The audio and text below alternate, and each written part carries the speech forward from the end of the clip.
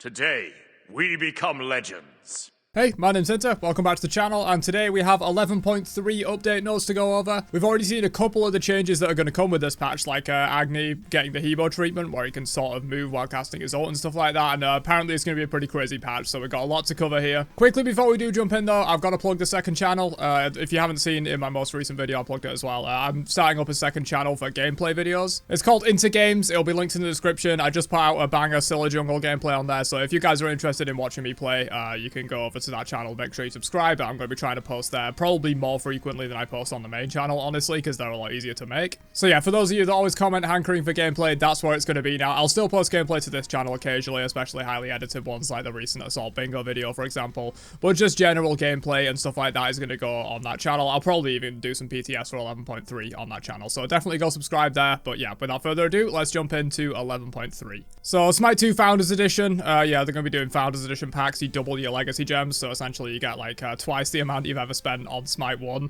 Obviously, it's only half off of stuff and all that kind of stuff. But yeah, you can buy Founders packs for Smite 2 now. New skins. The Fallen Zeus. This is going to be a cross-gen tier 5, I believe. This is going to be, it's part of the Smite 2 Founders Edition, as is Night Stalker Neath, which, goddamn.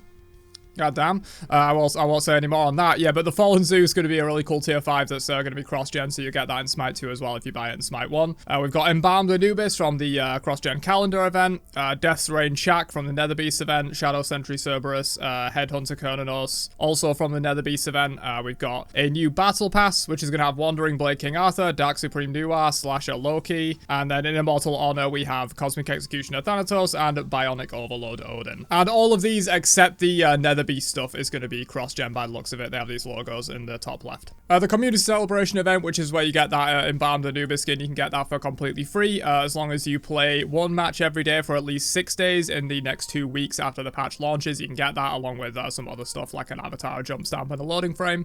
Moving into balance though for the 11.3 update, so soft reset on ranked, note will be available. Domination is making a return to Smite in this update. It's received a scoring rework and numerous changes to make them more better than ever, so for those of you Domination enjoyers, that will be returning in this update. There's more details here on everything that's going to be going on with Domination as it returns. I'm not going to read it all out, but yeah, I'll link the patch notes below if you guys want to read that, or you can pause the video now. This is all the information you need for Domination. Joust, they have changed the pre-match time from 45 to 60 seconds. I don't really play Joust, but I assume people needed a little bit more time. To be fair, the few times I have played Joust, it has felt a bit short, so yeah, they've increased that so you got a bit more time to buy your items and stuff. Dual changes, following gods are now unbanned. Oh my god, it's a large ban list. The following gods are now banned, so again, you can pause the video or check out the patch notes below if you want a full read of these. I'm not really too interested in duel myself. Conquest Jungle Shop is receiving a color change to differentiate it from another existing effect further. Oh, okay, so a little bit of a change to the Jungle Shop there. Envenomed Executioner, the anti-heal and anti-shield effects now stacks like the protection reduction does, so you get 10% anti-heal and 12.5% anti-shield per stack. This makes sense. This was just being picked up by literally everyone. Considering how popular Executioner is, it's literally in every single Hunter build, regardless of if it's a Kins build, a crit build, a hybrid build. I mean, not ability based, obviously, but it's in basically every single Hunter build. And giving them access to this much utility for just 600 gold was really powerful, so yeah, that's going to require some stacking up now, which is going to make it a lot less potent. Like, imagine if Executioner just straight up gave you 28% pen on the first basic attack. That would be insane, so this is definitely a big nerf to the item. Mannequin Scepter and Mace now always heals when killing a jungle monster, regardless of if the burn was applied. Thank God. What a good change. Using this item feels absolutely terrible because you just sometimes do not get the healing that you need if you like instantly one-shot a minion before the burn is applied by a basic attack. Wing Shard decreased the cooldown by 30 seconds. Vision Shard also done the same. This is fine. One of the less used shards. The reason Wing Shard's not getting used is because there's just a better option in Golden Shard for Conquest. This is probably gets used in casual mods a lot more as well, but yeah, these were the two least popular shards by far, so it makes sense to buff these up. Soul Eater, 5 more power and 5 more power on Evolve as well. Good to see, honestly. Soul Eater, one of my favorite items. I really love when it's in the meta. Really good for solo laners, decent for some junglers as well. So good to see that thing buffed up. Book of Thoth, they have just taken 10 power off of the base item. This is fine. Book of Thoth has been pretty much the go-to for mages for, honestly, a long-ass time. And with the stacking changes, it only got better, if anything. So yeah, nerfing that down makes sense. Enchanted Spear tier 2 now has 5 pen. That's fine. We'll just smooth out the curve a little bit. Spear of Desolation and Divine Ruin. Spear gets 10, and Divine Ruin gets 5 extra magical power. So these are mainly just some buffs to help out the mages. They probably explain it a little bit in here. Yeah, since the removal of class passes, mages have fallen behind a little bit, blah, blah, blah. We all know mid-mages aren't doing amazing right now. I hope they don't go too far with it, though, because I don't think they're as bad as people say they are. Everyone's like, oh, you have to play AMC or Marty mid or you're going to feed your brains out. I think mid-mages are kind of fine. They're just a little bit weak, so we'll see what they go with these changes here. Oh, Doom Orb is going to flat pen. Okay, I kind of like this, actually. One, because there's a bit too much percent pen available just across, like, random items. It's just like everything has percent pen slapped on it. And two, because Doom Orb is normally a rush. You're not usually getting Doom Orb later in the game. It's usually a rush if you don't want to stack, for example. So adding 10 flat pen to it, this is going to be a really, really big power spike item for the early game now. You know, Book of Thoth is still going to be really good, but it takes a while to get that stacked up and evolve it to get the 10 flat pen, whereas Doom Orb, you're going to have more power up front because you don't have to stack it, and you're going to have the penetration up front as well. So this is going to be really powerful. Potentially going to see a lot of Doom Orb abusers in mid now. That 10 pen is going to be huge. Rogue gets 5 more power. Charon's Coin gets 5 more power. Soul Gem gets 10 more. Spear of the Magus gets 10 more as well. So that's pretty much done for like the mid-mage changes. I think this is fine. The Doom Orb change is very spicy. I think we're going to see a lot of Doom Orb. But yeah, it's mostly just bringing up the power on all of these items and also giving the tier 2 a little bit of pen to smooth out your curve. Demonic Grip, they've also given it 10 more power. And Sphinx's Baubles, they have removed the protection and healing self debuff. Oh my god. Okay, that's absolutely crazy. I think 50% CDR builds are going to be back, boys. It really won't be that hard to get this. You know, you get Bauble, you get Pendulum, and then you either get Chronos Pendant or you get like a Spear of Deso and some other 10% item like Soul Gem or whatever. Or you just take the Totem and get 10% CDR that way. This is going to be really, really strong. I expect to see Sphinx Bauble breaking the meta, I would imagine. Because not only is this going to be really good for the mid-mages, which they're clearly trying to buff up in this patch, but remember when Sphinx Baubles released and it didn't have protection debuff on release for the item and it was abused by tanks? Tanks are surely just going to build this now. Like, you just build this on solo laners. It doesn't give any defense stats, obviously, but the 50% CDR is going to be really good for certain solo laners as well, I think. Moving on, we got some God Balance. Chronos, they have just decreased the cooldown of stop time. This is fine. Chronos is pretty trash at the moment. Circuit, 2 seconds off of Cobra's Kiss as well. Yeah, surprisingly, we've not seen as much Circuit as we thought we would after the crit changes. She kind of had like a bit of a fad phase for a while, like maybe a month after they made the changes, and she kind of fell off a little bit. So it's probably fine to see this. You got to be a little bit careful with Circuit, though. Circuit can really come into the meta with force, even from small buffs. Speaking of, Hell can do the same, but they've increased the protection reduction on Hinder up to 25 in the late game now. So it's the same at rank 1, but it's going to scale up much harder up to 25. Man, Hell's going to be doing true damage in the new update, man. Got like Doom Orb for the 10 pen, and then you've got 5 flat pen on the tier 2 of Spirit Deso as well, and once you get this thing ranked up, you're going to be doing true damage, dude. Guan Yu, they've increased the healing on Conviction by 20 at all ranks. This will definitely matter a lot, especially for the early game. It's double the amount of healing because you don't rank this first, obviously, you rank the 3 first. Bacchus, they have increased the damage on Belly Flop in the late game, same at rank 1, not really going to make too much of a difference. Quality of life got adjustments. So Chiron can now fire Masterful Shot while channeling his 3. That's a cool change, I like that. So not only can you basic attack people while you're running them down, you can also press the 2 as well. I think that makes complete sense. And the firing time of each shot now better matches the animation on his ult.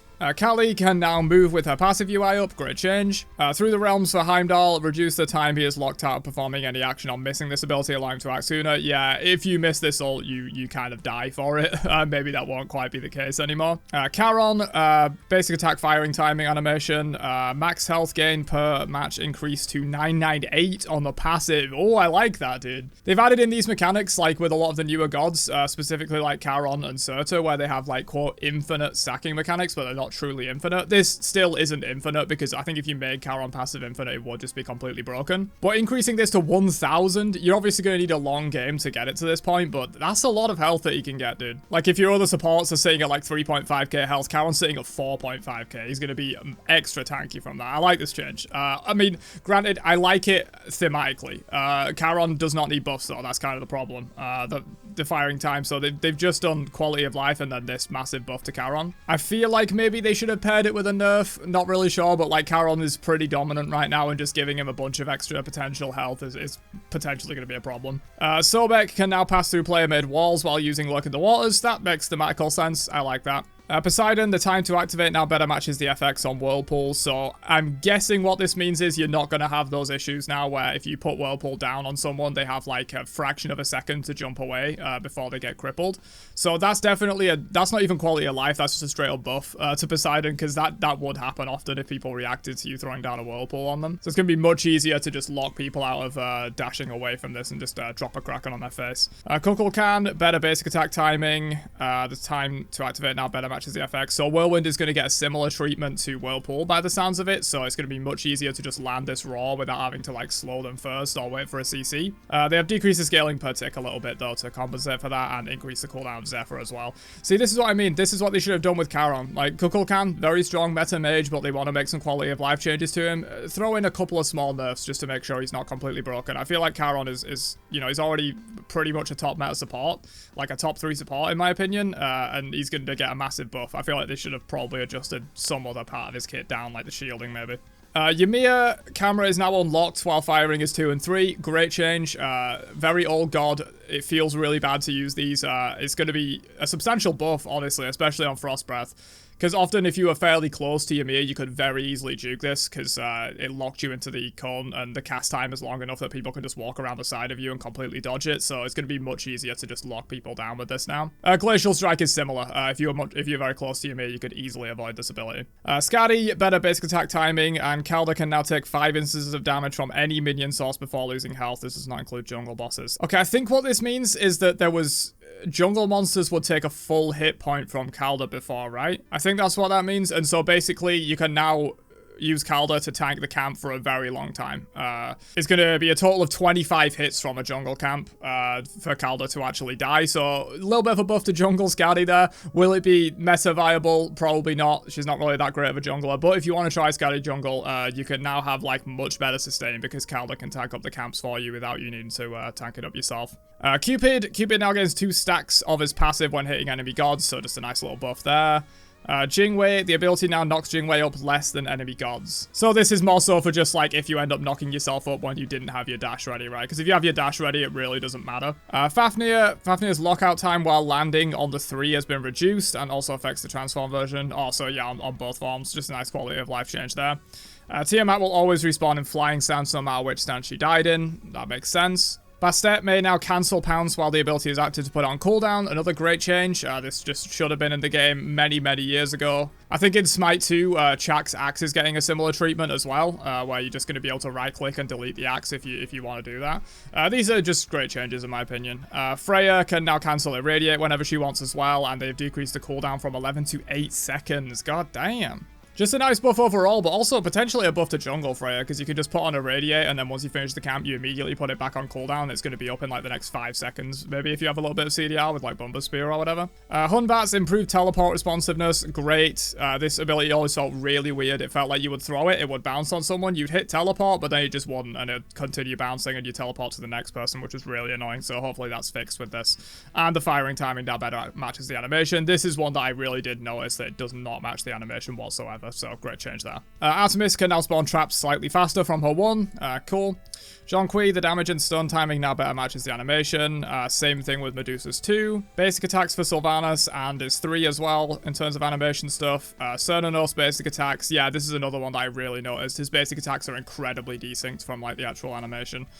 Bramble Blast, same change as well. And now we've got some more major god changes. So Iset gets the basic attack treatment as well, and Wing Gust now animates and fires approximately 25% faster, and the projectile speed has been increased as well. So going to be a little bit less time to get out that big damage, because Wing Gust does hit incredibly hard, and so if you can hit it a little bit more reliably from far distances with the extra projectile speed and just get the damage out faster, big buff to Iset there. For Terra, she now has access to her dash at level 1. The ability deals no damage unless Terra has a point in it. Yeah, we've seen similar stuff. This ability has a 20-second cooldown unless Terra has a point in it, and the mana cost between ranks is unchanged. This is really cool. This is just an amazing change. Whoever made this, congrats, you're excellent at your job. This is really good. Probably changes things, like maybe you'll start with the 3 on Terra now, potentially, because you can smash it immediately, or you just start with the walls and you break them with the 1 instead, because that probably does more damage overall. Really going to change a level 1 play a lot.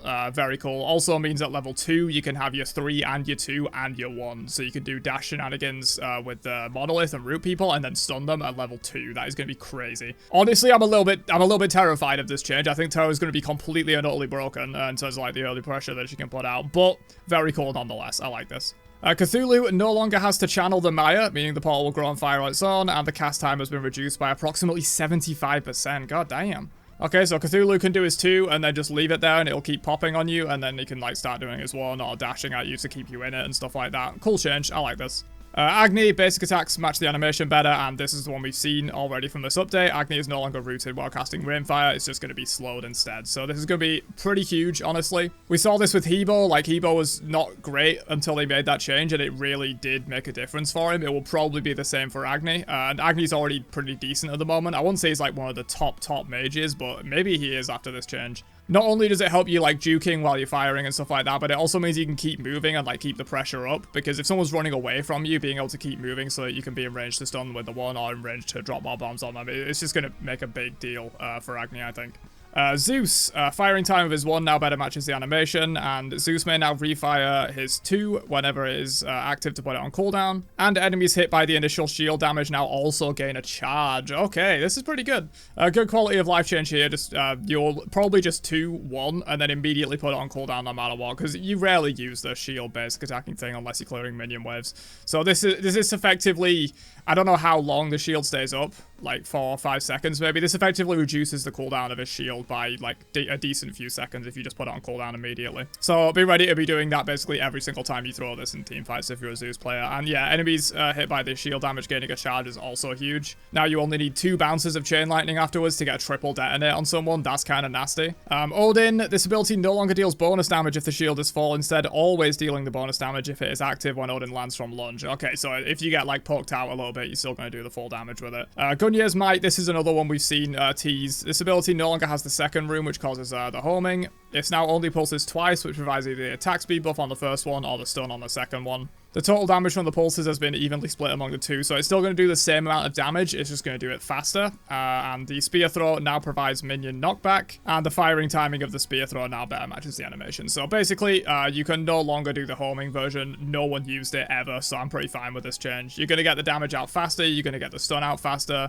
People will still be able to react to it, obviously. It's not an on-demand instant stun, but you will just be able to get that out a lot faster. Also, if you're just doing 1 pulse for your attack speed buff, you technically do get a little bit more damage out of that, because it's over 2 pulses instead of 3, and it's the same damage. Arachne no longer needs to hit consecutive basic attacks to stun an enemy with Cocoon, so I guess that just means on your 3rd basic attack, you stun that enemy regardless. And yeah, they've changed it back to 3 successful basic attacks instead of 2 like they did with the spicy changes. Jingchen now gains 5+1 per level temporary maximum health per stack on his passive. Oh, goddamn. How many stacks is this? Is it 12? Yeah, 12 stacks on Jing passive, so that's going to be how much? 25... 250, 300 uncapped extra maximum health just from having his passive up, and you have this up very often in lane and sometimes in team fights as well if you can keep wanting people to stack it up. But probably the more important, or at least the coolest change in probably this entire patch notes, Jingchen now has entirely uncapped HP 5. This is hilarious. Obviously, you don't get as much value out of the passive as you'd like to because of the 100 HP 5 cap, because this gives so much HP 5. How much does it give, actually? Yeah, it grants 36 HP 5 on its own. You'll have some base HP 5 from the god itself, and then if you're building, like, you know, Glad Shield, or you're building Sovereignty from support or whatever, you can have a lot of HP 5. This is something I'm definitely going to try for a funny build. Will it be good? I don't know, but like you could probably at least get to like 200 HP 5 with this, and then you're just kind of chilling. Just getting 40 health and regen back every second. Maybe you go for a Gaia as well, because Gaia also has HP 5 on it. Dude, that's got to be that feels like a fine okay build video right there. Just walking Fountain Jingchen with infinite HP 5 and Stone Gaia. Shiver, the first part of this ability now functions like a regular dash, allowing Shiver to slide along walls but no longer stop short. This is just a good change in general. I don't play that much Shiva, but when I did, this happened to me quite a lot, where like I would try and dash towards someone chasing them in the jungle, I would clip a side of a jungle wall and immediately stop, and it was really annoying. And Shiva now gains damage mitigation while dashing in addition to when he's in the pillar. Athena, hitting an enemy god, no longer grants a block stack from preemptive strike, instead granting a stack of 60% mitigation against the next instance of basic attack damage. And Reach also grants damage mitigation stacks while hitting an enemy god once per attack. So this is pretty cool. I do like this change. It gives you a bit more freedom in how you generate the stacks, but the stacks themselves are much less powerful. And Shield Wall, they have decreased the slow from 20% to 15% just because Athena is really good right now. And like, you could argue this is a buff. It's probably a side grade in my opinion, or maybe even a slight nerf, but honestly, I'm down for Athena to get nerfed. She's been on top of the meta for a long time. But yeah, that's the full 10.3 patch notes. Some really cool changes here, especially these major changes that we got down here, like the Jing Chen one especially. The Odin one looks really cool. The Zeus one's going to be very impactful. Agni as well. Terra, actually, yeah, I take it back. Terra is my favorite change of the patch. This is genius, whoever came up with this. ESET, big changes as well, and then a bunch of quality of life stuff up here, some general, like, patch notes, buffs, and all that kind of stuff. And yeah, watch out for Bauble, watch out for Doomob as well. Those are definitely something you should watch out for. But yeah, there you go, that's the 11.3 update notes, my thoughts on it, my review, all that good stuff. Hopefully you guys enjoyed this one. Let me know your own thoughts down in the comments. What are these crazy changes are you excited about for the most? Is it Terra or is it someone else? Let me know, and I will catch you guys in another one later on. Have a great day, and peace out, you nerds.